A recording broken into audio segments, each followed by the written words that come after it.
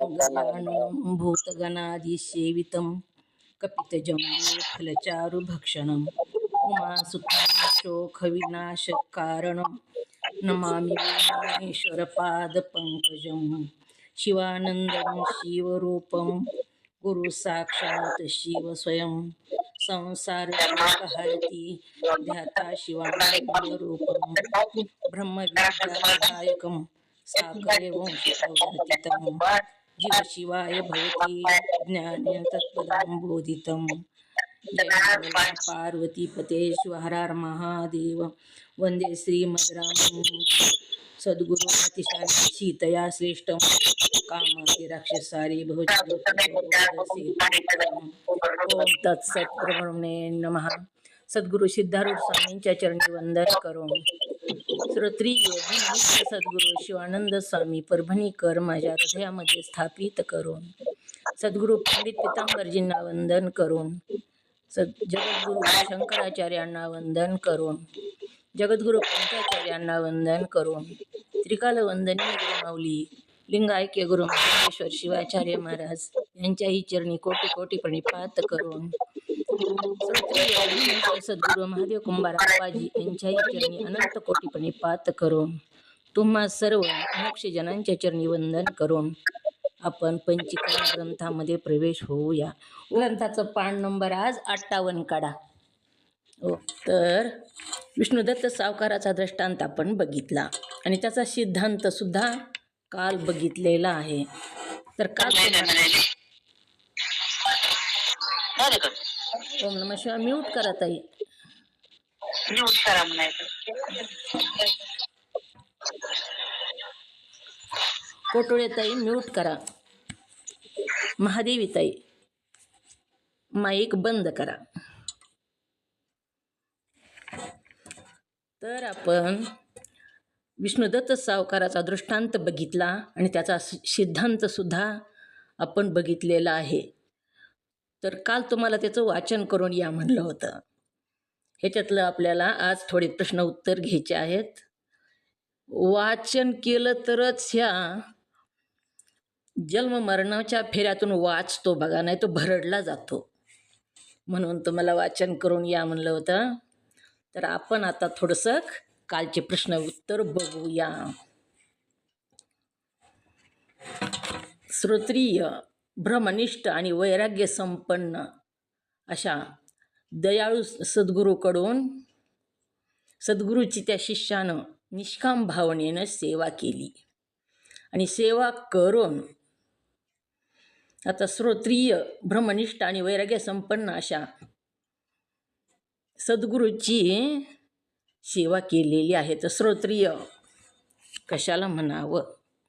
थोडे प्रश्न उत्तर आज घ्यायचे. ह्याच्यामध्ये म्हणजे अवघड शब्द आहेत, ती पाठ व्हायला पाहिजेत. श्रोत्रिय सद्गुरूला श्रोत्रिय असं म्हटलेलं आहे. मग श्रोत्रिय सद्गुरू म्हणजे काय? श्रोत्रिय कशाला म्हणावं? ओम नमः शिवाय.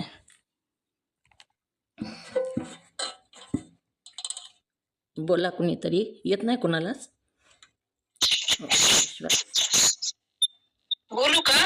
बोला ना. ईश्वराच्या श्वासापासून वेद उत्पन्न झाले त्याला श्रोत्रिय म्हणावे. श्रुती म्हणावं त्याला. श्रुती. श्रोती का? श्रोती. हा, इथं श्रोत्रिय विचारलं मी. सद्गुरू श्रोत्रिय ब्रह्मनिष्ठ सद्गुरू ईश्वराच्या मुखातून जी वाक्य उत्पन्न झाले त्याला श्रुती असं म्हणावं. श्रोत्रिय ब्रह्मनिष्ठ श्रोत्रिय कशाला म्हणावं? ओम नमः शिवाय ताई सांगू? ओम नमः शिवाय ताई तुमच्या चरणाला वंदन. श्रोत्रिय म्हणजे आपले ब्रह्मनिष्ठ सद्गुरू म्हणजे 4 वेदांचा अभ्यास असणारे, आपल्याला ज्ञान सांगणारे, त्यांना कोणताही मोह नसणारे, त्या शिष्याला सगळं व्यवस्थित सांगून आपल्याशी करणारे, 4 वेदांचा अभ्यास सांगणारे, हे श्रोत्रिय सद्गुरू. ओम नमः शिवाय. ओम नमः शिवाय. हा बोल सांग. श्रोत्रिय म्हणजे अभ्यास असणारे, ओम नमः शिवाय. वेद सांगणारे, वेदांचा अभ्यास, वेदांत सांगणारे. ओम नमः ओम नमः शिवाय. मी सांगू? हो सांगा. स्तोत्रे म्हणजे वेदाचा अभ्यास करणारे व शिष्याचे समाधान करणाऱ्याला स्तोत्रे म्हणतात. वेदांताच्या गर्भातला अर्थ जे वेद वाक्य आहेत त्या वेदाच्या गर्भातला अर्थ ज्यांना समजलेला आहे आणि ते जे समजून सांगतात शिष्याला वेदांत त्याला श्रोत्रिय असं म्हणावं. त्यांनी स्वतः त्या वेदांताच्या जी वाक्य आहेत त्याच्यातला गर्भातला अर्थ समजून घेतलेला आहे आणि दुसऱ्याला सुद्धा समजून सांगतात, त्यांना श्रोत्रिय असं म्हणावं. ब्रह्मनिष्ठ कोणाला म्हणावं? ओम नमः शिवाय. बोल. ब्रह्मनिष्ठ ज्यांची ब्रह्मावर अत्यंत निष्ठा आहे त्यांना ब्रह्मनिष्ठ असे म्हणावे. ब्रह्मनिष्ठ म्हणावे. ओम नमः शिवाय. बोला अजून कोणाला सांगायचे का? ब्रह्मनिष्ठ कोणाला म्हणावे? ओम नमः शिवाय. ब्रह्मनिष्ठ कोणाला म्हणावे? ब्रह्मावर अत्यंत निष्ठा असणाऱ्याला ब्रह्मनिष्ठ म्हणावे. ब्रह्म कुणाला म्हणावे? निष्ठ ब्रह्म कुणाला म्हणावे? ब्रह्मांडात ओत भरलेल्या चैतन्याला ब्रह्म म्हणावे. ओम नमः शिवाय. ब्रह्मांडामध्ये जे चैतन्य ओतप्रोत भरलेलं आहे त्याला ब्रह्मनिष्ठ म्हणावे आणि ब्रह्मावर निष्ठा असणाऱ्याला ब्रह्मनिष्ठ असे म्हणावे. वैराग्य संपन्न कोणाला म्हणावे? दुसरे सांगा कोणीतरी. सांगा सुनंदाताई, वैराग्य संपन्न कोणाला म्हणावे? वैराग्य म्हणजे काय? वैराग्याचं लक्षण काय? आपण बघितलं बघा श्रीमद षट संपत्तीमध्ये वैराग्य. ओम नमः शिवाय ताई. ओम नमः शिवाय ताई. याही लोकाचे सुख नको आणि परलोकाचेही सुख नको याला वैराग्य असे म्हणावे. ओम नमः शिवाय ताई. ओम नमः शिवाय. इथलेही भोग नको आणि परलोकातले सुद्धा, इह लोकातलेही भोग नको आणि परलोकातले सुद्धा भोग नको, ह्याला वैराग्य म्हणावं. हो आलं. दयाळू कोणाला म्हणावे? ओम नमः शिवाय. दयाळू म्हणजे कोणाला दयाळू म्हणावे? जे हे 84 लक्ष योनीमध्ये गट्टंगाळ्या खात आहेत त्यांच्यावर दया करून त्यांना त्याच्यामधून बाहेर काढण्याचा जे प्रयत्न करतात त्यांना दयाळू असं म्हणावं. आपण विंचवाचा दृष्टांत बघितला होता. विंचू वाहून जात असताना संतानं चावला तरीसुद्धा बाहेर काढला. त्यांच्याकडे दया असते ती आणि त्यांना दयाळू असं म्हणावं. सद्गुरू कुणाला म्हणावे? ओम नमः शिवाय. सत्य वस्तूचं ज्ञान करून देणाऱ्याला सद्गुरू म्हणावे. ओम नमः शिवाय. ओम नमः शिवाय. सांग सुनीता, सद्गुरू कुणाला म्हणावे? पाठ होते सांगितलं सगळ्यांनी तर. ओम नमः शिवाय. ओम नमः शिवाय. सद्गुरू कोणाला म्हणावे? सत्य वस्तूचं जे ज्ञान करून देतात, सत्य म्हणजे आत्म्याचं आत्मज्ञान जे करून देतात, सत्य वस्तूचं जे ज्ञान करून देतात त्यांना सद्गुरू असे म्हणावे. ओम नमः शिवाय. गुरुप्रताई बोला, सद्गुरू कुणाला म्हणावे?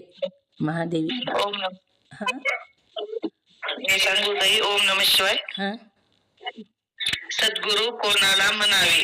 सत्य वस्तूचे ज्ञान करून देतात त्याला सद्गुरू म्हणावे. ओम नमः शिवाय ताई, तुमच्या चरणाला वंदन. महादेवी ताई गुरुफळे बोला.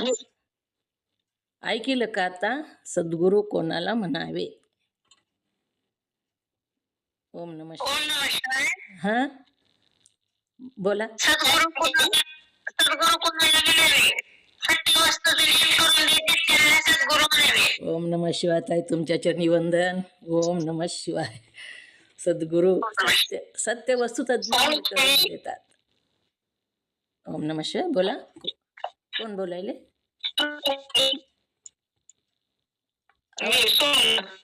बोला की. सद्गुरू.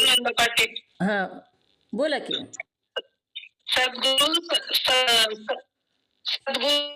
सत्य वस्तूचं ज्ञान करून देतात म्हणून त्यांना सद्गुरू असे म्हणावे. हा, सत्य वस्तूचं ज्ञान करून देणाऱ्याला सद्गुरू असे म्हणावे. आणि शिष्यानं सद्गुरूला शरण गेला आणि जाऊन सद्गुरूची सेवा केलेली आहे. तर सेवा किती प्रकारची, म्यूट करत आहे, सेवा किती प्रकारची आणि कोणती, सद्गुरूची सेवा किती प्रकारानं करावी? हो सांगा. अंगसेवा, ध्यान सेवा, भक्त सेवा आणि सद्भाव सेवा. ओम नमः शिवाय. ओम नमः शिवाय. सांगा अजून कुणी? ओम नमः शिवाय. गुरुची चार सेवा कोणत्या? अंग सेवा 1, 2 स्थान सेवा, 3 आप्त सेवा आणि 4 सद्भाव सेवा. ओम नमः शिवाय. अंग सेवा म्हणजे कशी? अलकाताई सांगा, बोला. अंगसेवा, सद्गुरूची अंगसेवा कशा प्रकारे करावी? ओम नमः शिवाय. मी सांगू? सांगा. गुरुची अंगसेवा म्हणजे गुरुचे पूजेचे साहित्य आणून देणे, गुरुला आंघोळ घालणे, पटणं लावणे, ही गुरुची अंगसेवा आहे. ओम नमः शिवाय. शिगेताई बोला, दुसरी सेवा कोणती आणि ती कशी करावी? दुसरी सेवा स्थान सेवा. हां, गुरुचे अंगण झाडावे, गुरुचं साहित्य सगळं आणून ठेवावे,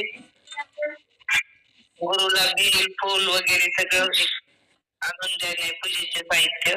स्थान सेवा बाय मी गुरु घरची झाडू आली नार, गुरुचं गुरुचं तुला झाडून घ्यायचं, गुरुचा दरबार सगळं.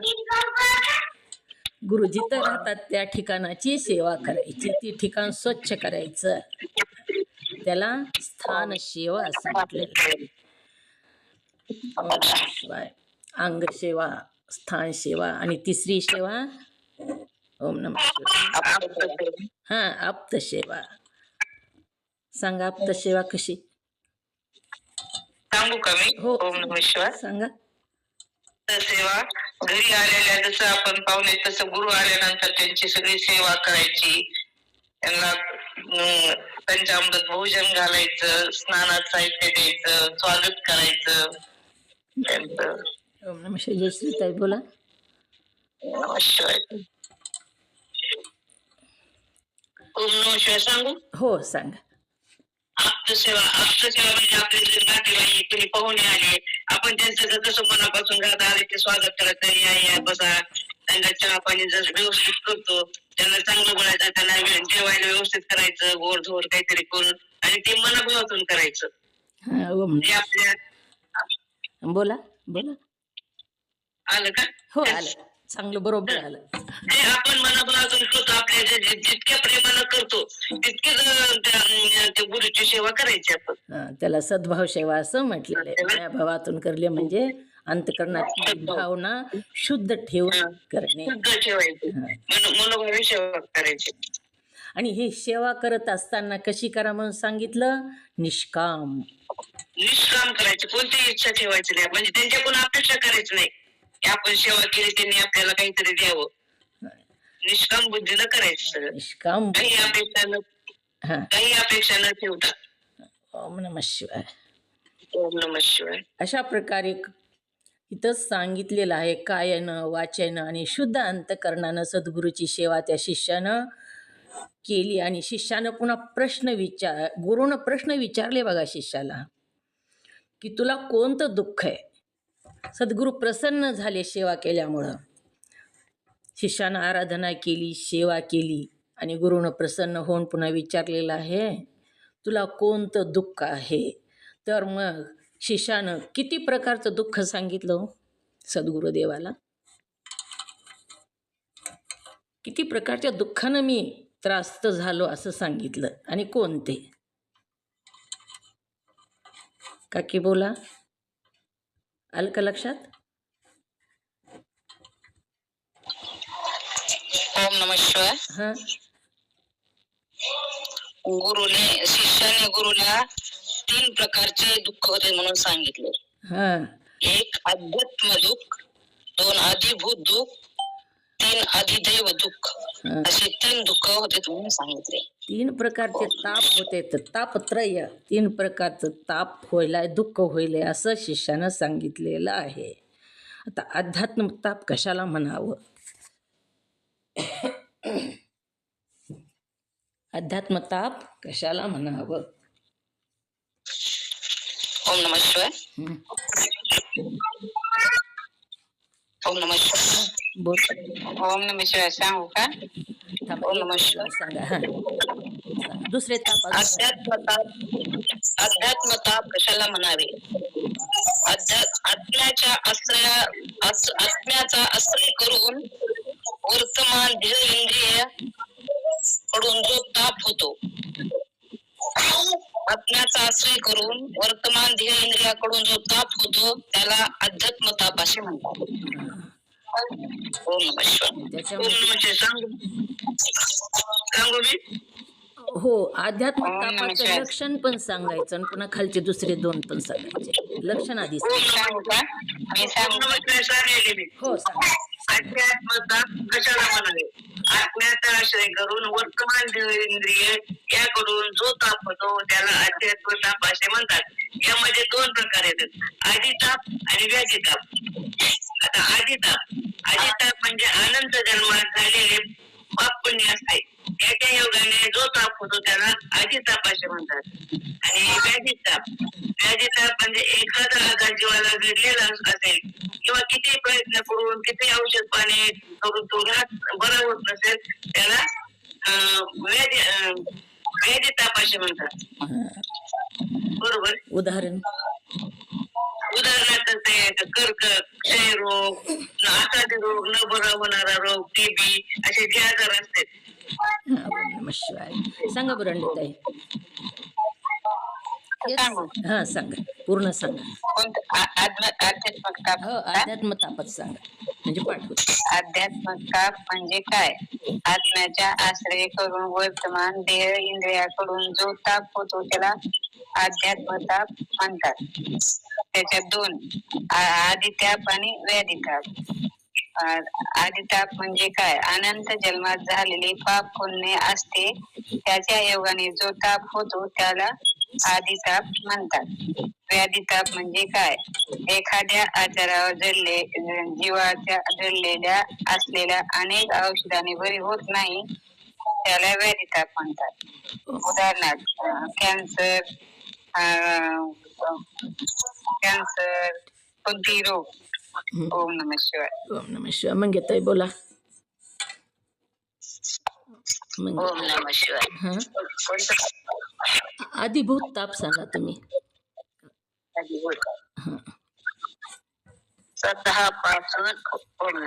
स्वतःपासून भिन्न असावे, पंचभूतापासून त्याचे शरीर उत्पन्न झालेले असावे, डोळ्याने ते दिसावे, असे 3 औषधिक आहेत. त्यांच्याकडून जो ताप होतो त्याला अधिभूत ताप म्हणतात.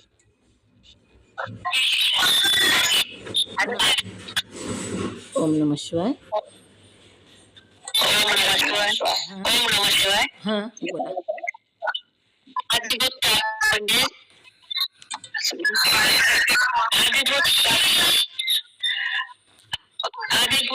पंचभूतापासून त्याचे शरीर उत्पन्न झालेले असावे, डोळ्याला तो दिसावे, याच्याकडून जो ताप होतो त्याला अधिताप असे म्हणतात. अधिभूत ताप. सांगू?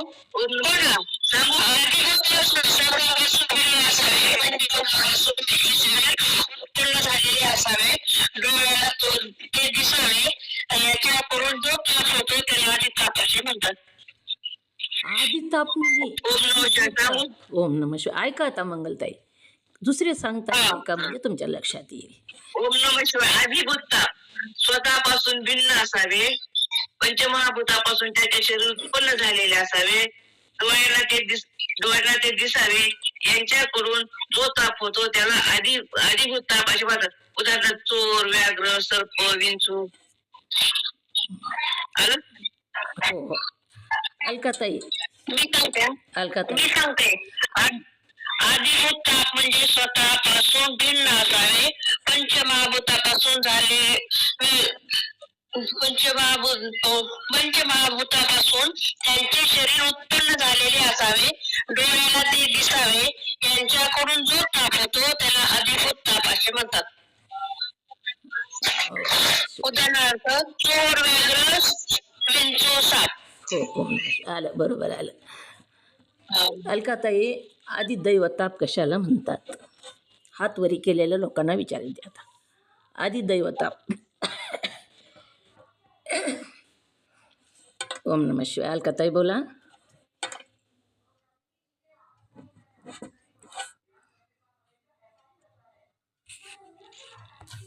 ओम नमः शिवाय. सांगू का? ओम नमः शिवाय. मी सांगू का? जयश्रीताई बोला. हात वरी करा तुम्ही. मी सांगू का? जयश्रीताई ओम बोला. नमः शिवाय. हां हो. ओम नमः शिवाय ताई. आदिदैवताप कशाला म्हणावे? पंचमहाभूतापासून उत्पन्न झालेले असावे, पण डोळ्याला दिसत नाही. त्याच्याकडून होणारा ताप उदाहरणार्थ भूत, पिशाच, ग्रह, करणी बाधा याला आदिदैवताप असे म्हणावे. अगदी बरोबर सांगितलं. मनानं करणे बाधा बरोबर सांगितलं. ओम नमः शिवाय. ओम नमः शिवाय. ओम नमः शिवाय. मी सांगू का? सांगू का? हो सांगा ताई. ओम नमः शिवाय. मी सांगू का? हात येत नाही, हात जमा होय हो. हां बोला. ओम नमः शिवाय. थांबा हे सांगा. पंचमहाभूतापासून उत्पन्न झालेले असावे. हां बोला. पंचमहाभूतापासून उत्पन्न झालेले असावे, पण डोळ्याला दिसत नाही. याला आदिदैव असे म्हणावे. उदाहरणार्थ भूत, पिशाच, ग्रह, दशा याला आदिदैव असे म्हणतात. हां ओम नमः शिवाय. ताप असे म्हणतात. बोला ब्रांडे. बोलली. आदिदैवताप म्हणजे काय? पंचमहाभूतापासून उत्पन्न झालेले असावे, डोळ्याने दिसत नसावे. त्याच्याकडून होणाऱ्या तापाला आदिदैवत ताप म्हणतात. भूत, पिशाच, ग्रह इत्यादी. ओम नमः शिवाय. ओम नमः शिवाय.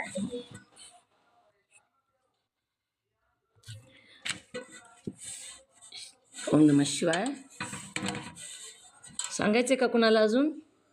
आता अध्यात्म ताप थोडा अवघड आहे. शिगत आहे, सांगितलं का अध्यात्म ताप तुम्ही? नाही सांगितलं. ओम नमः शिवाय. अध्यात्म ताप म्हणजे काय? आत्म्याचा आश्रय करून वर्तमान देह इंद्रियाकडून जो ताप होतो त्याला अध्यात्म ताप असे म्हणतात. उदाहरणार्थ व्याधी ताप. त्याचे दोन प्रकार, व्याधी ताप आणि आदिताप. आदिताप कशाला म्हणतात? अनंत जन्मात झालेले पाप पुण्य असते, त्याच्या योगाने जो ताप होतो त्याला आदिताप म्हणतात. उदाहरणार्थ हात पाय मोडणे वगैरे वगैरे इत्यादी.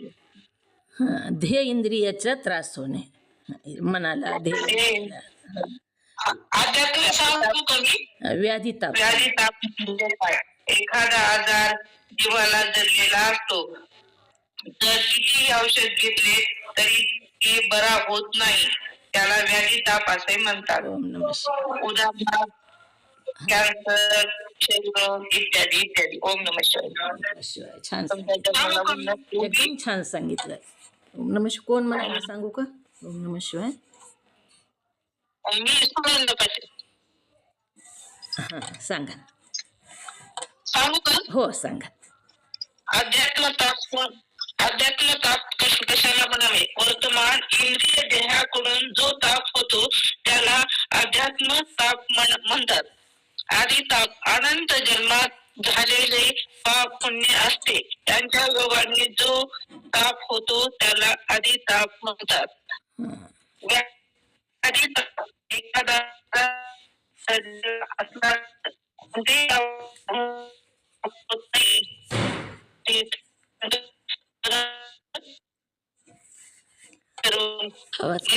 आवाज कटायला ताई. बरोबर आहे ना आवाज तुमचा?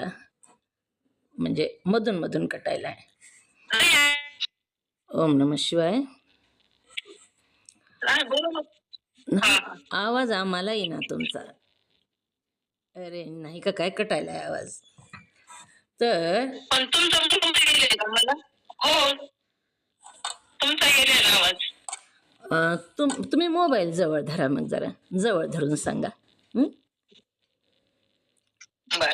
हां, सांगा. अध्यात्म ताप कशाला म्हणावे? हां. वर्तमान इंद्रिय जो ताप होतो त्याला अध्यात्म ताप म्हणतात.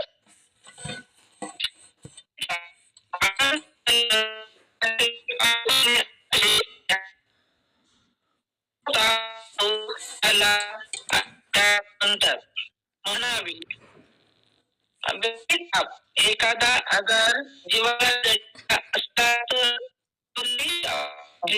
बरा होत नाही, त्याची आवाज नाही कटायला. ओम नम शिवाय. आता ही 3 तापांना हा जो शिष्य आहे तो त्रस्त झालेला आहे. आणि हा मग सद्गुरूकडे तो गेला आणि सद्गुरूंनी त्या शिष्याला काय सांगितलं? काय काय करायला सांगितलं?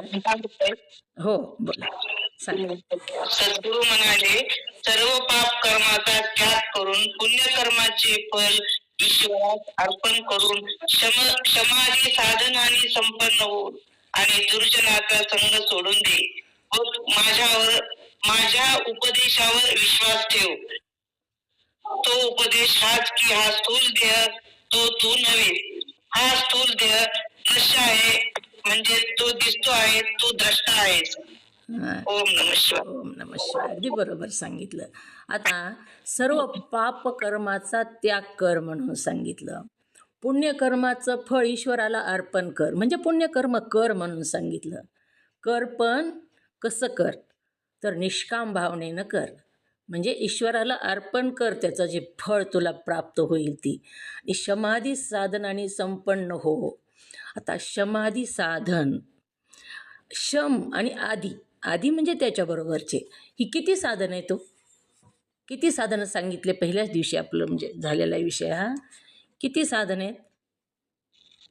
ओम नमः शिवाय. ओम नमः शिवाय. 6 साधन आहेत. कोणकोणते नाव त्यांचे? शम एक, पहिला शम सर्व वासनाचा त्याग. नंबर 2 दम शब्दाची बाह्य विषयापासून इंद्रियाचा निग्रह. नंबर 3 उपरती सर्व प्रपंचापासून निवृत्ती.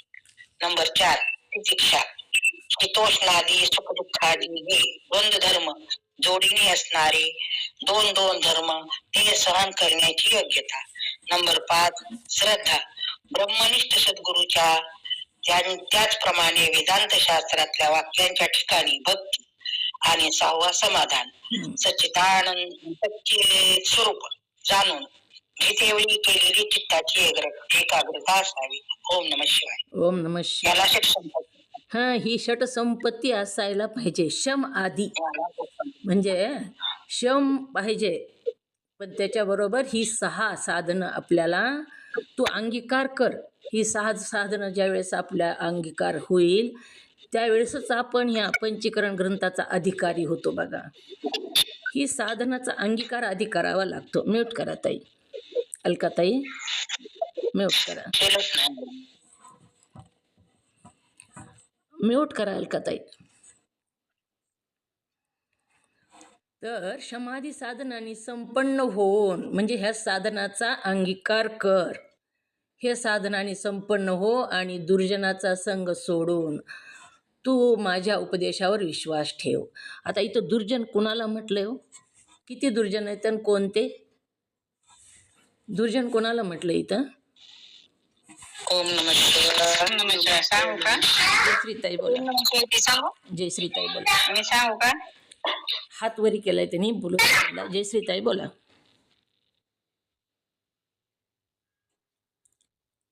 हां, आता कसा आला? बोला बुरांडेताई.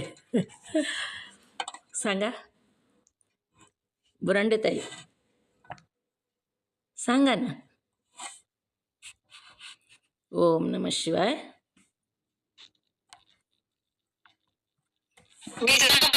हो, सांगा सांगा. ओम नमः शिवाय सांगू. दुर्जन कोणाला म्हणावं? हां काम, क्रोध, लोभ, मोह, मद, मत्सर हां याला काकी सांगा काकी. सहा दुर्जन सांगितले आहेत ना, ते सहा दुर्जन म्हणजे काम, क्रोध, लोभ, मोह, मद, मच्छर आणि द्वेष हे सहा दुर्जन आहेत. आणि किती झाले तुम्ही मोजून सांगा, किती झाले मोजून सांगा. एक हां एक काम, हां दोन क्रोध, हां तीन लोभ, हां चार मोह, हां पाच मद आणि सहा मच्छर. हां 6 सांगितले. हे सहा दुर्जनापासून हे सहा दुर्जन सांगितले. हां मंगेताई किती सांगितले दुर्जन आणि कोणते सांगितले? ओम नमः शिवाय. सहा दुर्जन सांगितले आहेत. काम, क्रोध, लोभ, मोह, मद आणि मत्सर असे षडविकार. 6 दुर्जन सांगितलेले आहेत. ऐका ना, हो हात वर दाबून नाही बघा माझा. आ? हात केलेला एकदा पुन्हा कटच पे नाही बघा. तुम्ही म्हणता सारखाच कसा हात हां केला. त्याच्यावरच जा ना, मग कट होत आहे पुन्हा डबल त्याच्यावरच गेलं की खाली येत आहे हात. हं? पण निघत नाही. त्याच्यावरच गेले तरी बी निघा नाही. तुम्ही म्हणता सारखाच कसा हात करायला. तर ह्या दुर्जनाचा संग सोड आणि तू माझ्या उपदेशावर विश्वास ठेव. सद्गुरूवर विश्वास ठेवायला पाहिजे. अहो विश्वासाचे पोटी लाभ होय उठाउठी. विश्वास असेल तरच लाभ होतो, नाहीतर लाभ होत नाही. म्हणून सद्गुरूवर पूर्ण विश्वास ठेव असं इथं सांगितलेलं आहे. हा विषय झालेला आहे आपला, परंतु आपण पुन्हा आपल्याला चांगलं लक्षात राहावं म्हणून ही प्रश्न उत्तर आपण घेत आहोत. हा स्थूल देह तो तू नव्हेस. स्थूल देह म्हणजे काय? स्थूल कशाला म्हणावं? ओम नमः शिवाय. सांगू मी? हो सांगा. ओम नमः शिवाय. ते पहिलं डोळ्याने दिसावे आणि हाताला लागावे याला स्थूल देह असे म्हणतात. ओम नमः शिवाय. ओम नम शिवाय. बरांडेताई सांगा, स्थूल देह कशाला म्हणावे? पान नंबर 57 आहे. 57 आहे पान नंबर. बरांडेताई बोला, स्थूल देह कशाला म्हणावे? हाताला लागावे, डोळ्याला दिसावे, स्थूल देह म्हणावे. ओम नमः शिवाय. हां हाताला लागावे, डोळ्याला दिसावे त्याला स्थूल देह असे म्हणतात. लागावे नाही, लागतो. हाताला लागतो, डोळ्याला दिसतो. आपला ही लागावे नाही, लागतो. आपला जी देह आहे ते हाताला लागतो, म्यूट करा, आणि डोळ्याला दिसतो. त्याला स्थूल देह असे म्हणावे. मी सांगू का? हो सांगा. जो स्थूल देह हां कोणाला म्हणावे? डोळ्याला दिसतो, हाताला लागतो त्याला स्थूल देह असे म्हणावे. हां जो डोळ्याला दिसतो, हाताला लागतो त्याला स्थूल देह हाताला लागतो त्याला स्थूल देह म्हणावे. हा स्थूल देह दृश्य आहे. दृश्य म्हणजे काय? स्थूल देह दृश्य आहे. ओम नमः शिवाय. सांगू हो शकतो? सांगा. ओम नमः शिवाय. दृश्य म्हणजे दिसणार आहे. ओम बोला सुनंदाताई, दृश्य कशाला म्हणावं? जो दृष्टा करून पाहून घेतो त्याला दृश्य म्हणा. हां काय सांगितलं काकी? एकच नाही अजून दृश्य आपण पाहून हां जो दृश्य आपण पाहून घेतो त्याला आणि आपल्यापासून वेगळा असतो. हां औषधात राहिलं. जो देहापासून वेगळा असतो. त्याच्याहून भिन्न राहून त्याच्याहून म्हणजे पाहून घेतो, त्याला जाणतो पाहतो, हे दृष्ट आहे. आणि दृश्य म्हणजे दृष्टाकडून पाहून घेतो, आणि दृष्टा म्हणजे त्याच्याहून भिन्न राहून त्याला जाणतो पाहतो त्याला दृष्टा असे म्हणावे, आणि पाहून घेतो त्याला दृश्य असे म्हणावे. तर तू दृश्य आहेस आणि तू याचा आहेस म्हणजे दिसतो आहेस. तू त्याचा दृष्टा आहे. स्थूल देह दृश्य आहे आणि आपण जो आत्मा तो त्याचा दृष्टा आहे. स्थूल देहाहून हा आत्मा वेगळा आहे आणि तो त्याला पाहतो ह्या देहाला आणि जाणतो. तो पाहणारा आत्मा आहेस, यासाठी तूच स्थूल देह नाहीस. हा स्थूल देह नष्ट झाल्यावर जाळून टाकतील म्हणून सांगितलं. मग स्थूल देह तर जाळून टाकतील म्हणजे कोणतेही कर्म भोगू शकत नाही. आपण जे पाप पुण्य कर्म जे केलेले ती स्थूल देह भोगत नाही असं सांगतात. कारण तो देह जाळून टाकतात किंवा पुरून टाकतात आणि मग तो कर्म कसा भोगेल पाप पुण्याचं. म्हणून स्थूल देह कोणतेही कर्म भोगत नाही. मग त्याचा साक्षी जो तुझा आत्मा तो पूर्ण आणि व्यापक आहे. आत्मासुद्धा पूर्ण आणि व्यापक आहे. आता व्यापक म्हणजे कसा हो? व्यापक म्हणजे कसं सांगितलेलं आहे बघा ह्याचा विस्तार. ओम नमः. ओम नमः शिवाय. हां व्यापक म्हणजे तो पूर्ण ब्रह्मांडात भरलेला आहे. हां सगळीकडे ब्रह्मांडात भरलेला आहे. आकाशाप्रमाणे व्यापक आहेस. आत्मा पूर्ण आणि व्यापक आहेस. त्याचा आकाशाप्रमाणे कुठे जायचेही नाही आणि यायचेही नाही. म्हणून सांगायचे इतकेच की आत्मा ही कोणत्याच कर्माचे फल भोगत नाही. मग स्थूल देह कोणत्याच पाप पुण्य कर्माचं फल भोगत नाही आणि आत्माही भोगत नाही. तर मग कर्मफल भोगतो तरी कोण, असा प्रश्न आपल्याला उद्भवतो. काल आपण बघितलं ते. तर स्थूल देह का कर्माचं फल भोगत नाही?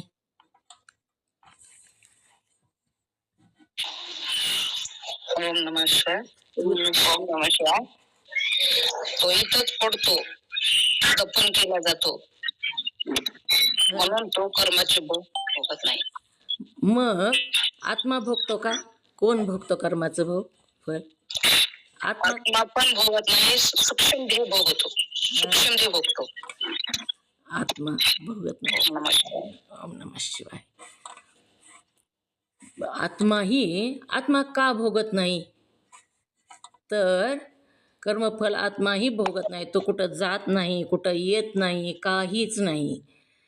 तो दृष्टा साक्षी आहे. त्याला कर्म लिप्त होत नाही. तो कर्माचे भोग भोगत नाही.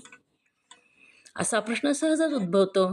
त्याचे उत्तर असे की देह आणि आत्मा सोडून बाकी राहिलेला जो चिदाभास संयुक्त सूक्ष्म देह तो पाप पुण्य कर्माच्या संबंधाने उच्च नीच शरीरात प्रविष्ट होऊन जन्ममरणद्वारा सुख दुःख भोगवितो. आता चिदाभास कशाला म्हणावं? ओम नमः शिवाय हे सांगू. चिदाभास म्हणजे ओम नमः शिवाय. ताई तुमच्या चरणाला वंदन. सांगू का ताई? हो सांगा. नंबर 1 कुटस्थ चैतन्य, नंबर 2 अंतःकरण, नंबर 3 कुटस्थ चैतन्याचं अंतःकरणात पडलेलं प्रतिबिंब याला चिदाभास किंवा जू असे म्हणतात. ओम नमः शिवाय ताई. ओम नमः शिवाय सांगा मग ताई. हे बुरांडे ताई बोला. चिदाभास कशाला म्हणावे? चिदाभास कशाला म्हणावे? कुटस्थ चैतन्य 1, 2 अंतःकरण, 3 कुटस्थ चैतन्यात अंतःकरणात पडलेलं प्रतिबिंबाला चिदाभास म्हणतात. जीव चिदाभास किंवा जीव संयुक्त सूक्ष्म देह असं त्याला म्हणतात. ओम नमः शिवाय सांगू. ओम नमः शिवाय. चिदाभास कशास म्हणावे? कुटस्थ चैतन्य, नंबर 2 अंतःकरण, नंबर 3 कुटस्थ चैतन्याचे अंतःकरणात पडलेले प्रतिबिंब आणि याला चिदाभास म्हणावे किंवा जीवाची पण ही व्याख्या होते. ओम नमः शिवाय. दीपाताई आभास कशाला म्हणावे? दीपाताई बोला. आभास कशाला म्हणावे? मूक आशा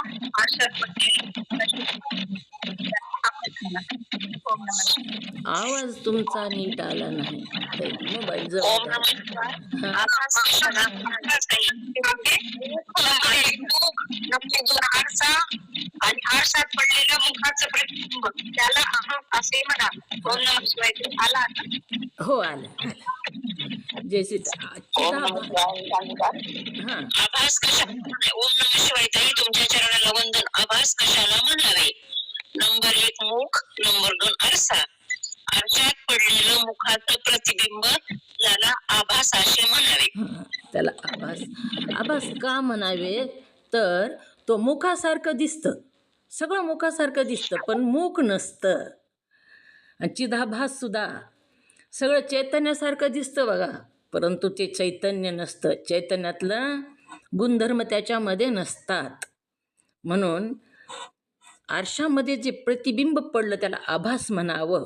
आणि अंतःकरणामध्ये जे कुठंसं चैतन्याचं प्रतिबिंबच आहे, ती प्रतिबिंबच आहे, ही प्रतिबिंबच आहे, पण त्याला आभास आणि ह्याला चैतन्याचं प्रतिबिंब असल्यामुळे ह्याला काय म्हणावं? चिदाभास असं म्हणावं. मग पाप पुण्यकर्माच्या संबंधाने उच्च नीच शरीरात प्रविष्ट होऊन जन्म मरणादी द्वारात, मग पाप पुण्य जी आहे ती, हा जो सूक्ष्म देह हा पापाचं फळ अनेक प्राण्यांच्या पशुपक्ष्यांच्या शरीरात जाऊन भोगतो. आणि पुण्याचं फळसुद्धा देवादिकाच्या येवणीत जाऊन भोगतो. परंतु पशुपक्ष्याचे शरीरसुद्धा भोग येवणीच आहे आणि देवादिकांचे शरीरसुद्धा भोग येवणीच आहे. पशुपक्ष्याचे प्राण्याचे जे शरीर आहेत ते पापाचं भोग भोगतात आणि पुण्यकर्माचं भोग देव येवणीत जाऊन हा सूक्ष्म देह चिदाभासयुक्त संयुक्त अंतःकरणात हा सूक्ष्म देह जो आहे तो भोगतो. मग करता भोगता कोण आहे इथं? ओम नमः शिवाय. कोण भोगतो? सुखदुःखाचं फळ कोण भोगतो सांगा? ओम नमः शिवाय. देव भोगतो ताई. ओम नमः शिवाय. ओम नमः शिवाय. कोण म्हणत स्थूल देह भोगतो? थांबा ताई, थांबा. कोण बोलला आता? ओम नमः शिवाय. हा? ताई बोलले. कोणता देह भोगतो? स्थूल देह भोगतो. हा? ओम नमः शिवाय. सांगू? हो सांगा. सूक्ष्म भोगतो. ओम नमः शिवाय ताई. ऐकलं का शिगेताई? हो जायचं. स्थूल देह नाही भोगत. स्थूल देह इथं जाळला जातो, पुरला जातो. मग हा भोग सूक्ष्म देह कशा प्रकारानं भोगतो? पापाचं फळ. पाप आपल्या हातानं जे कर्म केलेलं असेल जास्त, तर त्याचं फळ तो कसा भोगतो? ओम नमः शिवाय. आपल्या हाताने जास्त पाप झाला असेल तर पशु पक्षी जनावर यांच्या ह्याच्यात भोगतो तो. ह्याच्यात म्हणजे त्यांच्या शरीराद्वारे त्यांच्या शरीरात प्रवेश करून, हां, त्यांच्या शरीरामध्ये त्यांच्या शरीरात प्रवेश करून भोगतो. सूक्ष्म देहाचा प्रवेश होतो आणि तो तिथं भोगतो. तो ती शरीर धारण करतो. आणि पुण्याचं फळ कसं भोगलं जातं? जे पुण्य करणारं सूक्ष्म देह आहे तो कसा भोगतो पुण्याचं फळ? ओम नमः शिवाय. हे पुण्याचा फळ एखाद्या चांगल्या माणसाच्या, सद्गुरूच्या म्हणजे ज्ञानी माणसाच्या शरीरात प्रवेश करून, ओम नमः एका श्रीमंत माणसाच्या म्हणजे त्याच्या पुण्याच्या प्रवाहानं जे भोगतो तो. ओम नमः शिवाय. ओम नमः शिवाय. हां, दुसरा बोला. सुनीता बोल, कसं भोगतो? ओम नमः शिवाय. मी सांगू? हो.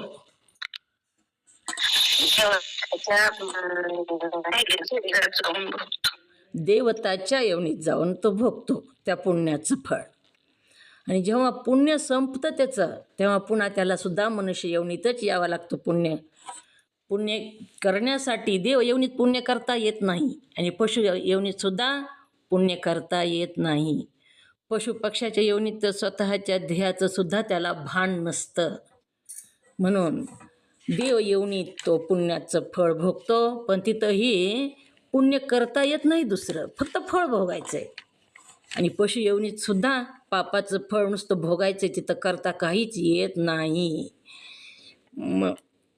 मग यमराजाचा कारभारी हे कर्म कोणाचे, जर ज्ञान अग्नीने ते जळून जातं बघा. पुन्हा आपल्याला जर पापाचं पुण्याचं कोणतंच कर्माचं फळ भोगायचं नसेल तर काय करावं लागेल? शिष्य त्याच्यासाठीच हे प्रश्न विचारायला सगळे. आत्म्याचं ज्ञान करून घ्यावं लागेल. जो सूक्ष्म ध्येय आहे तो ज्ञान अग्नीने जाळून टाकावा लागेल. आणि तो जर जळाला तर मग मात्र तोच सूक्ष्म ध्येय जर जळाला तर ती पुन्हा कुठं जाणार नाही ना. ज्याच्याकडं कर्ज आहे समजा आणि तोच माणूस मेला तर कर्ज कोणाकडून घ्यावा? तसंच सूक्ष्म ध्येय जर जळाला तर पाप पुण्य त्याच्याकडे भरपूर आहे, पण तोच जर जळून गेला तर मग पाप पुण्य कर्माचं भोग कोण भोगणार? पाप जरी झालेलं असलं तरी आत्मज्ञान झालं की ते पाप सगळं जळून जातं. म्हणून आत्मज्ञान ह्या ज्ञान अग्नीने त्याला जाळून टाकायचे आणि ह्याच्यातून मुक्त व्हायचे, ह्या जन्म मरणाच्या तडाख्यातून. अर्थातच कोणाच्याच नाही, म्हणजे यमराज त्याची कर्मफलरूप ललाट पत्रिका ताबडतोब फाडून टाकतो. त्याला फाडूनच टाकावी लागते ना, पुन्हा कोण घेईल ती वसूल करील. पाप जरी असलं तरी तो जळून गेला, म्हणून त्याचे सगळी ललाट पत्रिका जी आहे पाप पुण्याची ती यमराज फाडून टाकतो असे होते. यासाठी ध्येय, इंद्रिय, प्राण, मन, बुद्धी, अहंकार यातून अहमबुद्धी टाकून, त्याचप्रमाणे त्या ध्येयाधिकाच्या संगतीत असलेल्या अहमबुद्धीही टाकून त्या ध्येयाधिकाचा प्रकाश सच्चिदानंद नित्यमुक्त अकर्ता अभोक्ता असा आपण स्वतः आत्मा आहो. ह्याच्यापेक्षा आपण वेगळे आहो. ओम नमः शिवाय ही सुद्धा उद्याचा समजून घ्यावं लागतं. ह्याच्यासुद्धा भरपूर आहे समजण्यासारखं. आपला वेळ होत आलेला आहे आता. ही समजून घेण्यासाठी आपण ही राहिलेला विषय आता उद्या बघू. झालेली सेवा सद्गुरूंच्या चरणी समर्पित, तुम्हा सर्व साधू संतांच्या चरणी समर्पित करून सेवेला पूर्णविराम. जे योग्य शब्द माझ्या मुखातून बाहेर पडले ते सद्गुरू माऊलीचे, जे अयोग्य शब्द बाहेर पडले ते माझ्या वाणीचा दोष. झालेली सेवा तुम्हा सर्व साधू संतांच्या चरणी समर्पित करून सेवेला पूर्णविराम. ओम नमः शिवाय.